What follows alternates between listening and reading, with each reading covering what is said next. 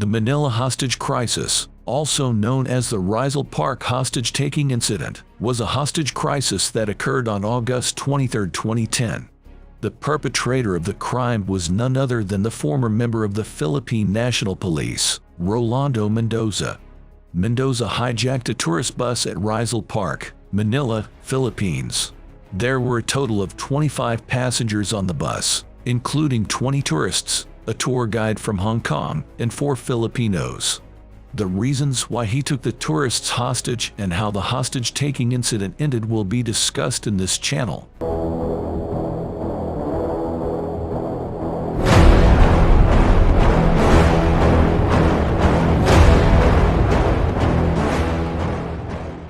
Mendoza was a graduate of the Philippine College of Criminology and joined the Philippine National Police as a patrolman. He was later promoted to police captain and was recognized 17 times and awarded for his bravery and dedication to service. He was also recognized by JC International as one of the 10 outstanding policemen of the Philippines for leading operations in the PNP. Why and how was he removed from the police force? In April 2008, a hotel chef named Christian Calwo reported to the authorities that Mendoza's group harassed him because of an illegal parking violation. Calwo accused Mendoza's group of planning to plant prohibited drugs in his car and falsely accused him of being a drug addict. Mendoza was able to extort money from Calwo and took his ATM card. Calwo was jailed and was only released on bail with a cost of 20,000 pesos with the help of his friend. The Office of the Ombudsman investigated the incident, and Mendoza and his fellow policemen were found guilty of the accusations. Mendoza and his group were found guilty of misconduct, and he was ordered to leave the service without any benefits intended for policemen. In the same month, he was formally dismissed from service in his post as the chief of the Mobile Patrol Unit. Mendoza's grudge was that he was quickly convicted by the Ombudsman without even hearing his side. The investigation also revealed that Mendoza was involved in a rape case in 1996. Going back to the hostage-taking incident, Mendoza forcibly entered the Hongtai Travel Services tour bus early August 23, 2010. And showed his gun to the frightened tourists. He handcuffed the bus driver and shouted loudly, "I will make you all hostages, don't move." There are 3 conflict theory reports regarding the real events. Some say that Mendoza entered the bus when it was in Fort Santiago, while others say that he entered when the bus was at the Quirino Grandstand or Rizal Park. Mendoza brought a handgun and an M16 rifle and wanted to be reinstated into service, along with all of his benefits that were taken away from him. He also wanted to clear his name, saying that he was framed. Former Manila Mayor Alfredo Lim said that he would bring back Mendoza to work and grant his requests if he is proven innocent in the case he is involved in. The Hong Kong National Tour Guide of the bus immediately called their agency in Hong Kong to inform them that they were being held hostage. The tour guide made the call at around 10:30 in the morning to their customer service manager, and their conversation lasted only 2 minutes. There was confusion in the initial reports released by the authorities, as they initially stated that the passengers on the bus were South Koreans, but they quickly retracted that statement and said that they were all Hong Kong nationals. After 6 hours, Mendoza released some of the hostages. Among those released were an elderly couple, a woman with 2 children, and a 12-year-old.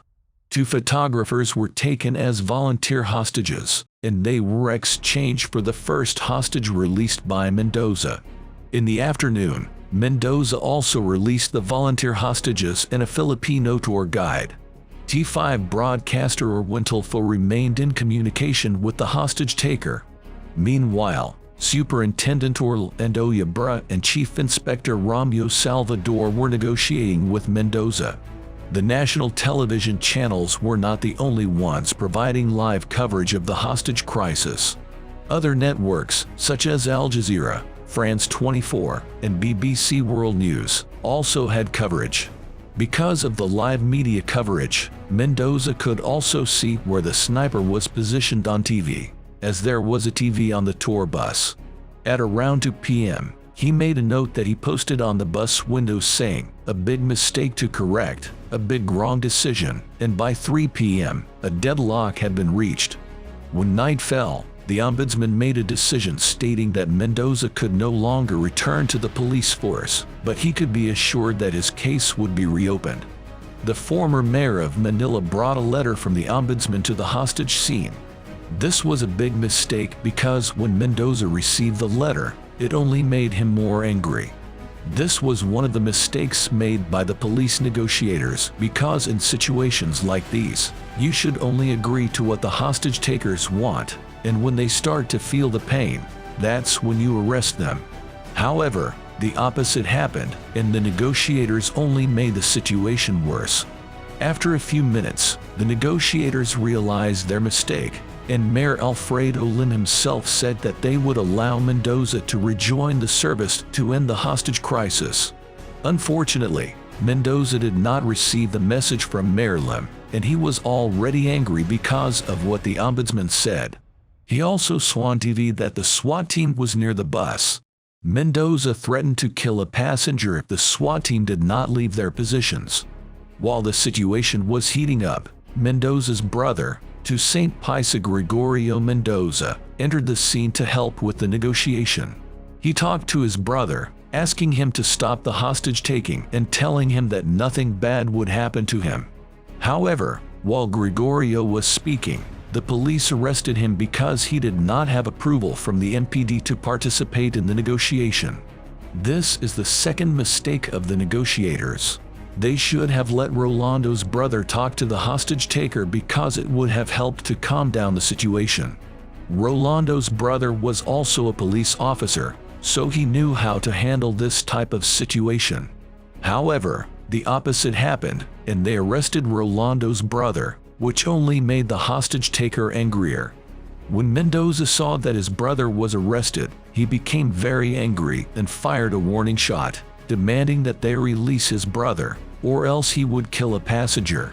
But the police were stubborn and still arrested his brother. The third mistake in this hostage-taking incident was that everything the police did was broadcasted, so Mendoza saw everything on the bus's TV. If the police had instructed the media not to broadcast their actions, Mendoza would not have seen it. Mendoza kept shouting not to arrest his brother because he had nothing to do with the hostage-taking, but the police did not listen, and that's what happened. After a few minutes, Rolando Mendoza started shooting at 7:30 p.m. According to survivors, the first person shot and killed was their tour leader. At 7:40 p.m., the bus driver escaped and reported that there were no more survivors inside the tour bus. According to him, 3 people were already shot, and the others were being held at gunpoint. Mendoza started shooting at the hostages, targeting their heads. Ling Nam One recounted how he was saved and how his wife sacrificed her life to save him. His wife shielded him with her own body when Mendoza started shooting. Their daughter was also killed when she caught the bullets that were meant for her brother. A passenger, on the other hand, survived because he blocked the bullets with his backpack, only sustaining a gunshot wound on his hand. At 7:50 p.m., the SWAT team took action to end the crisis that had been going on for almost an hour. They threw 2 tear gas canisters to force Mendoza out. Mendoza was immediately shot by a sniper, which resulted in his immediate death. After the assault, it was confirmed that 4 more people were killed. 6 survived and were not seriously injured due to the bullets hitting non-vital areas of their body. 2 other people were hit by stray bullets in the vicinity of the hostage scene. The victims were quickly taken to the hospital. Some of them were still breathing when they arrived but were declared dead on arrival. According to the investigation, 8 people died in the hostage crisis, while 13 survived despite being hit by bullets. The driver miraculously survived despite his statement that he was handcuffed to the steering wheel. The Philippine government immediately conducted an investigation into the hostage crisis to ensure transparency. As part of the investigation, the Department of Justice sent observers from the Hong Kong police to the crime scene investigation. What do you think of the actions of the police? Please share your opinion in the comments section.